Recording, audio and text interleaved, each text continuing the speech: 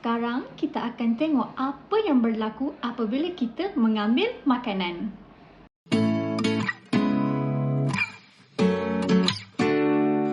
Apabila seseorang itu makan, makanan itu akan dicernakan di perut dan ditukarkan menjadi gula ringkas. Gula itu kemudiannya akan memasuki salur darah.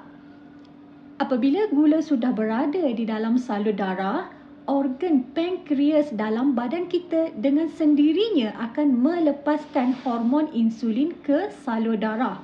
Okey, jom kita tengok macam mana insulin boleh menurunkan gula yang ada dalam darah kita. Secara analogi, kita andaikan insulin itu sebagai kunci. Sel badan kita pula adalah sel badan yang berkunci dan hanya boleh dibuka dengan insulin. Kat sini kita ada 3 insulin dan 3 insulin ini akan bergerak ke 3 sel badan dan buka pintu sel badan yang berkunci. Apabila 3 pintu sel berjaya dibuka, barulah kesemua 3 gula tadi boleh masuk dan meninggalkan salur darah. Gula yang masuk ke dalam sel akan ditukarkan menjadi tenaga.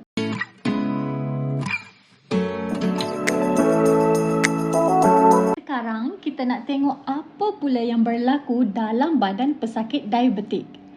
Penghasilan insulin dalam pesakit diabetik adalah kurang berbanding individu normal.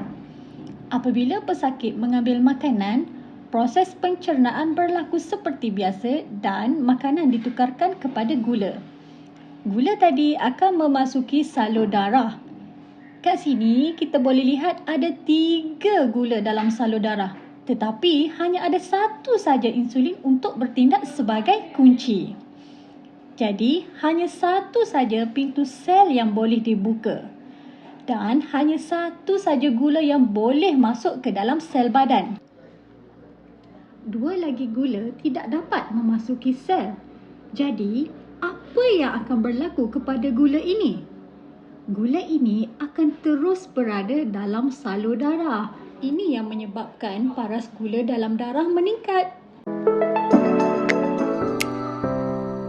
Jom kita lihat bagaimana glycoside berfungsi dalam badan kita. Pertama, glycoside akan memasuki perut dan bergerak ke dalam salur darah. Dalam salur darah, glycoside tengok ada 1 sahaja insulin. Tak cukup ni.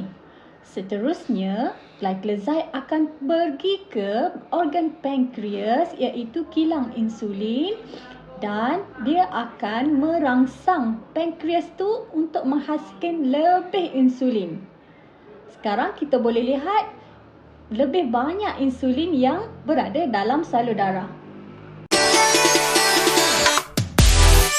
Untuk ubat metformin, dia special sikit sebab dia mempunyai beberapa fungsi untuk menurunkan gula. Pertama, dia akan mengurangkan selera makan. Yang kedua, metformin mengurangkan penghasilan gula yang berlebihan dari hati. Dan yang ketiga, metformin akan meningkatkan sensitiviti sel badan kita terhadap insulin. Badan pesakit diabetik secara umumnya tidak bertindak balas dengan berkesan terhadap insulin. Ini yang kita namakan sebagai kerintangan insulin. Kehadiran metformin akan membuatkan sel badan lebih sensitif kepada insulin. Kita boleh lihat sekarang sel badan kita menjadi lebih tertarik kepada insulin. Sekarang bolehlah insulin bekerja dan menurunkan gula yang ada dalam salur darah.